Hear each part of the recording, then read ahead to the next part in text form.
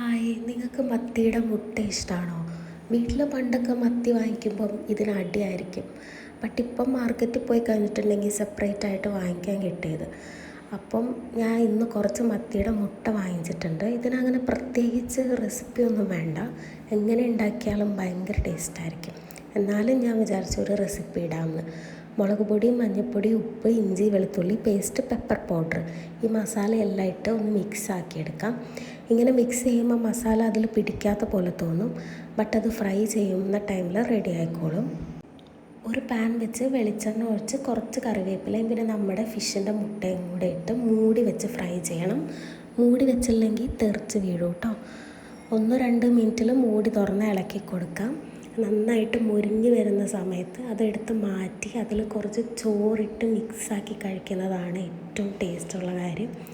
അപ്പോൾ എല്ലാവരും ഉണ്ടാക്കി നോക്കുക. മത്തിയുടെ മുട്ട ഇഷ്ടമുള്ളവരൊക്കെ ലൈക്ക് ചെയ്യാം കേട്ടോ.